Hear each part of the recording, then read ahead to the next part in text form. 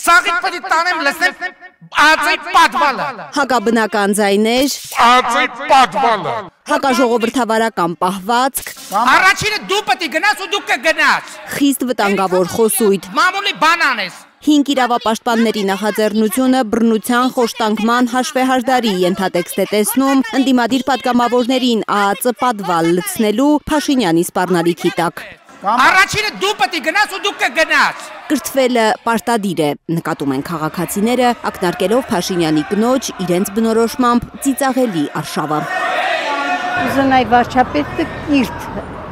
խոսեր, գրագետ խոսեր, գնալու խփնված է դառնում լարև։ Ինքը բոլորին վիրավորում է, ինքը չի կարող այդպես աշխատել այդտեղ, այդ իր տեղը չի։ Չտեսը չպետք է տեսած մարդը պետք է ղեկավար լինի։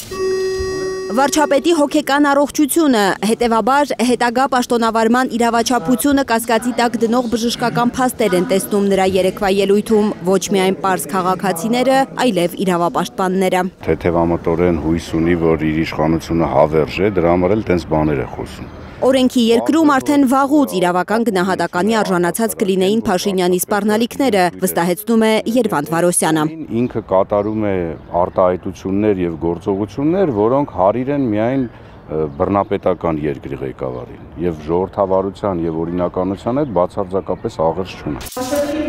Բայց ժողովրդավարության օրժան Հայաստանի գլխավոր դատախազը ցանկություն չունի անգամ նախնական իրավական գնահատական տալու վարչապետի ուղիղ սպառնալիքներին։ Չթվարկեմ այն հոդվածները, որոնք կան քրեական օրենսգրքում,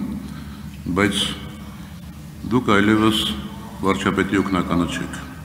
Դուք Հայաստանի Հանրապետության գլխավոր դատախազն եք, ասեմ, որ այս համազգեստը ձեզ շատ սազում է, ես ձեզ կհորդորեի դուրս գալ նախկին կարգավիճակից, որովհետև նույն քրեական օրենսգրքում կան նաև հոդվածներ պարտականությունները չկատարելու կամ ոչ լիարժեք կատարելու վերաբերյալ։ Հարգելի նախագահ, քաղաքական հայտարարության արձագանք չունեմ։ Ձեզնից ես խնդրում եի ոչ թե քաղաքական, այլ զուտ նախնական իրավական գնահատական, որը կարող է հետագայում դառնալ նաև իրավական վարույթների համար անհրաժեշտ հիմքեր։ Հարգելի նախագահություն, քաղաքական ելույթին պատասխան չունեմ։ Կարճ է կապում տիկին դատախազը։ Սաղիթ պտի տանեմ լսնեմ ածի պատվալը։ Ածի պատվալը շփրտեն թուրքերին, որ թուրքերն են մանեգալի Երևանում, որ ազատ թողել են Թուրքիայի հանրապետության քաղաքացիներին թողել են Հայաստան, եթե իրանք սկլերոզ ունեն, հայ ազգը սկլերոզ չունի, որովհետև 44 օրվա պատերազմը Թուրքիա զենք ուղարկում էին բեսպիլոտնիկները Ադրբեջան, որ մեր հայ տղեկին բամբի տերանում սպանում էր մեր հայ տղեկին։ Բայց Սերժի տարած դիպոմին բերեցին, երկիրը ինչի չփոխվեց։ Որովհետև այո, դա անհրաժեշտ, բայց ոչ բավարար պայման է, որովհետև ուզում ես վերափոխել երկիրը, ոչ միայն վարչապետից պետք է փոխես, դու քեզ պետք է փոխես։ Յա, այսինքն իր մասին չի գնում, առաջին ինքը պետք է գնա այդ կրթվելու արշավին, առաջնամասային։ Բարկանում, հուզվում, հուսահատվում է Երևանը։ Ազգային ժողովում պատգամավորների հետ հարց ու պատասխանը Փաշինյանը 3 սովորականից լրջմիտ էր սկսել։ Աղմուկը ինքը ուրիշ բան է, իրական բովանդակությունը եւ իրականությունը ուրիշ բան։ Հունից սկսել էր դուրս գալ քայլ առ քայլ այն արագությամբ, որով ընդդիմադիր պատգամավորները հիշեցնում էին նրան Դու լավ տղեն դու չես։ Նոր-նորքում բացահայտված կոռուպցիոն սկանդալի, դրան հաջորդած բռնության մասին։ Դուք եք կարծում, որ ընդունելի է ծեծը, այսինքն ծեծել են Հայաստանի ինքնիշխանության համար բլոգերին, ով բացահայտել է կոռուպցիոն սխեման։ Մեղ դիմադրությամբ էր նախ պատասխանել Փաշինյանը, պնդելով, թե ոչ տեսել է, ոչ լսել, ինչպես է թաղապետը տեսախցիկի առաջ ծեծել ակտիվիստին։ Ես չգիտեմ հանգամանքները, անկեղծ եմ ասում։ Ես ասում եմ, ձեր ասած դեպքի մասին լսում եմ առաջին անգամ, որովհետև պատկերացրեք, ես ավելի կարևոր գործեր ունեմ։ Այսօր մենք ավելի կարևոր գործերով զբաղված Փաշինյանին ընդդիմադիրները մանրամասն պատմել էին կատարվածի մասին, քաղաքական գնահատական պահանջել։ Նա նախ հայտարարել էր, թե թաղապետի հարցով չի զբաղվում։ Հիմա դուք ուզում եք, ինչ եք ուզում։ Ես թաղապետի հարցով չեմ զբաղվում, բայց Թաղապետի հարցով պետք է զբաղվեն այն ինստիտուտները, ովքեր զբաղվում են թաղապետի հարցով, այդ թվում քննչական կոմիտեները, այդ թվում իրավապահ մարմինները։ Հետո բոլորս մարդիկ ենք եւ կարող ենք պահի տակ ինքնատիրապետում կորցնել եւ այլն։ Կարող է եւ կորցնում է ինքնատիրապետումը վարչապետը, փոշի դարձնում ինստիտուցիոնալ կառավարման համակարգի մասին միֆը։ Մամուլի գրածների նստեք տեղները, ձեններդ կտրեք, ներվերս էլ չուտեք։ Ասի, վերնգի տեղը տասի, ներվերս չուտեք։ Այսինքն, երբ որ ձեռ է տալիս 5 րոպե առաջ կարա ուրիշ բան խոսի,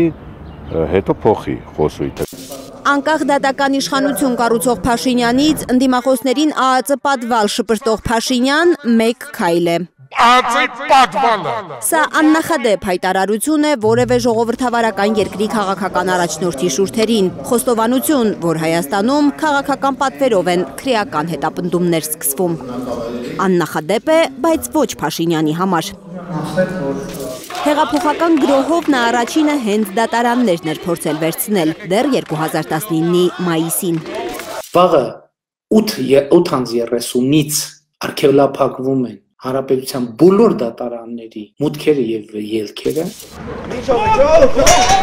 Եկել է դատական համակարգում վիրահատական միջամտություններ իրականացնելու ժամանակը։ Տերեր են փնտրում, գնացել են անկյուններում իրանց հին տերերին են փնտրում։ Դռների տակ վնգստում են, որ եկեք մեզ տիրություն արեք։ Բա մենք 400,000 դրամով ոնց ապրենք, բա լավ չէր այն ժամանակ, մեզ փող էիք տալիս, մեզ հաց էիք տալիս, մեզ համար խաշ ու քյաբաբ էիք ուղարկում։ Բա մենք հիմա մնացել ենք սենց անտեր։ Չես որ Հայաստանում դատավոր կա, որ վարչապետի ասածը կարողա չանի։ Դեռ այն ժամանակ էր, որ Ռոբերտ Քոչարյանին ազատ արձակած դատավոր Դավիթ Գրիգորյանի լիազորությունները ԲԴԽ-ն դադարեցրել էր դատախազության միջնորդությամբ, Գրիգորյանի դեմ քրեական հետապնդում էր սկսվել։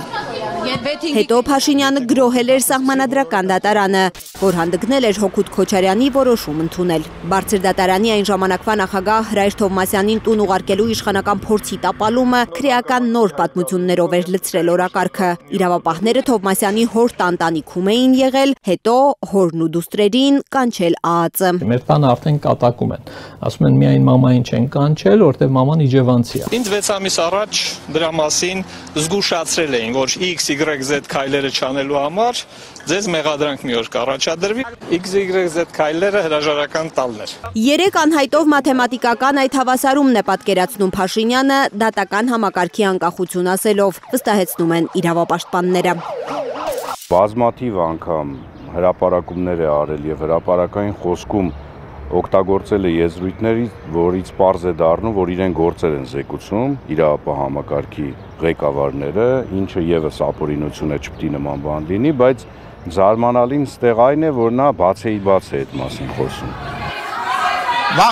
Վարոսյանի կարծիքով գրեթե հաջողվել է Փաշինյանին ենթարկեցնել դատական համակարգը։ Իրեն հետաքրքրող գործերը ընթանում են այնպես, ինչպես ինքն է ցանկանում։ Հեռու չէ օրը, երբ նա իրոք կկարողանա ԱԱԾ պատվալները լցնել քաղաքական ընդդիմախոսներով։ Լարա Արաքելյան, Լանա Համբարձումյան, Միլենա Պողոսյան, Արաքել Օհանյան ու Անի Ղանդիլյան, Հայլուշ։